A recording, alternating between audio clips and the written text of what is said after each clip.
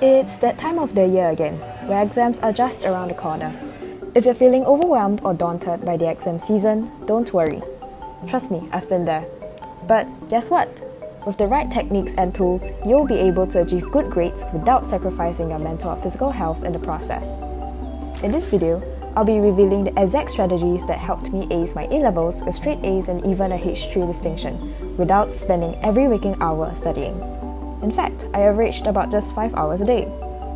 Stick around to the end for practical advice and realistic examples on how to study effectively, manage your time, and deal with exam stress. Feel free to jump to specific parts of the video by referring to the timestamps in the description box below. Without further ado, let's dive right in. Think of studying like tending to a garden. You acquire content knowledge, just like how you plant seeds in a garden.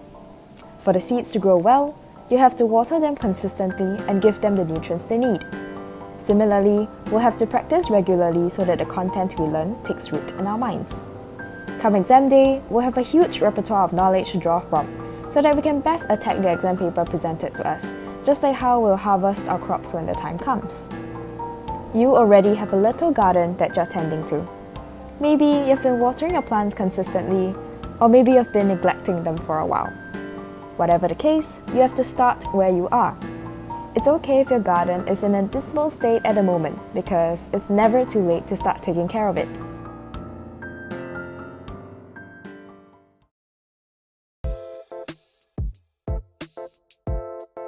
First up, get your tools in order, aka it's time to get organized.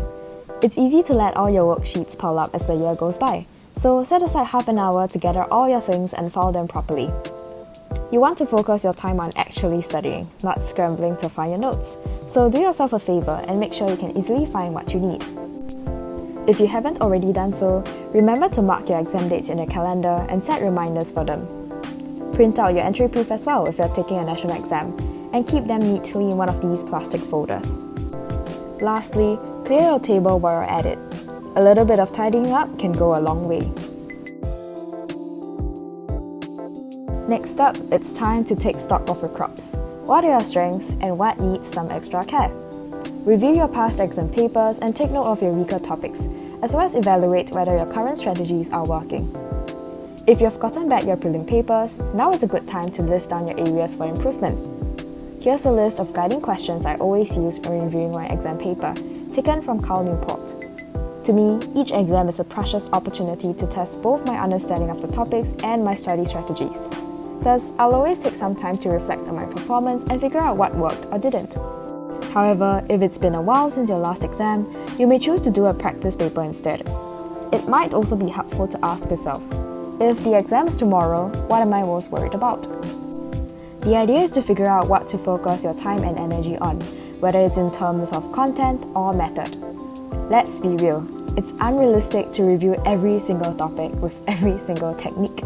It's possible to do well without revising everything to the same extent. Armed with your list of areas for improvement, the next step is to plant the seeds, and not just any seeds. We want to plant those where the crops haven't been doing very well. One way to do this is by reviewing your notes for your weaker topics. You can test yourself using the learning outcomes, then fill in your gaps in knowledge accordingly. For me, I struggled with vectors a lot, so I set aside one afternoon to comb through the notes again and summarize the chapter with a mind map. While you're at it, remember to lean into hard work. In studying terms, is to embrace the brain befuddlement. It's normal to feel mental resistance when studying, but it just means you're doing it right, because you're actually learning. Don't shy away from this feeling. Trust me, feeling confused now means you'll be much clearer by exam day. As for specific study techniques to use, there are a whole plethora of methods to choose from. What worked for me is using mind maps to understand connections between concepts and flashcards to memorize the details. For mind maps, I recommend OneNote because of its infinite canvas, and for flashcards, I recommend RemNote because of its spaced repetition algorithm combined with intuitive design. For your crops to prosper, remember to water them constantly. You have to apply your knowledge consistently so that when the exam rolls around, you have no problem pulling information from your brain to tackle the questions. The easiest way to do so is by doing practice papers. Your best resources include the TYS, past school papers, or even other schools' prelims. Remember to simulate exam conditions and time yourself to get a sense of the pace you'll need to set. If you find yourself running out of time to finish the paper, it may be useful to allocate timestamps to pace yourself. Here is an example for how I planned the checkpoints for my econs paper. And finally, make sure you don't just go through the motions when grinding past papers. Actually learn from your mistakes. For me, I like to annotate the question and link them to different points in the mark scheme. This helps me fully understand the flow of answering the questions. To give your crops the extra nutrients for growth, it's advisable to add some fertilizer. Seek out extra resources to beef up your content knowledge, help with your understanding, or to discover the relevance of what you're studying. Don't be afraid to venture outside of your school notes to find resources that will help. For instance, you can use ChatGPT to ask specific queries, or online lectures to clarify concepts you find difficult to wrap your head around. Now that you know the best strategies for effective studying, how do you make sure you actually sit down and study? The answer is simple. You'll need to carve out specific time slots for tending to your garden. This means embracing time blocking, a strategy that ensures every part of your day has a purpose.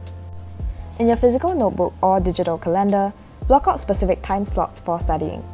Work around your existing commitments. Then, match these time slots with specific to-dos. This ensures you know exactly what to do at any given time, instead of wasting precious energy to choose from a long laundry list. It also forces you to prioritize so you don't default to the easy tasks. Here's an example of a time block schedule I created during my prelim season. Feel free to amend the schedule as you go whenever unexpected things crop up. Now that you know exactly when you'll be tending your garden, remember to go with the flow while you're at it. To maximize productivity during each time block, make sure to match your to-dos with your energy level. Our attention ebbs and flows throughout the day based on our circadian rhythm, which varies among individuals. Pay attention to when you feel most energized or most motivated, and schedule your more challenging tasks during those times. In general, our energy will peak around 2 hours after we wake up and sometime in the evening, so you might want to schedule the harder tasks here. Our energy will dip in the afternoon, so you might want to schedule easier tasks here. Elizabeth Phillips expands on this idea of motivation mapping in one of her videos, which I will link in the description below for you to take a look. Alright, you have mastered both the study and scheduling strategies, but what happens when the pressure starts to build? Here is where the survival strategy comes into play. Yes, it sounds dramatic, but it sure can feel that way during exam season. So, how can we continue tending our garden when we grow tired of it? You have probably heard of this before, but it's worth repeating again. Studying is not a sprint, but a marathon. It's incredibly important that we pace ourselves well and maintain a level of interest in what we're studying so that we don't burn out. Here are 4 suggestions you can use to actually enjoy the process and maintain your well-being amidst the grind. Firstly, step away from your garden regularly to recharge. Do something you truly enjoy without feeling guilty. Personally, I carved out time to read in the morning, game in the evening, and even learn a bit of magic in the afternoon whenever I'm done with a paper. It's counterproductive to study all the time. In fact, it's neither enjoyable nor effective. So, cut yourself some slack and insert a bit of fun into your routine. Secondly, tend the garden with your buddies. Studying with friends, whether online or in person, keeps you motivated and makes it feel less like a grind.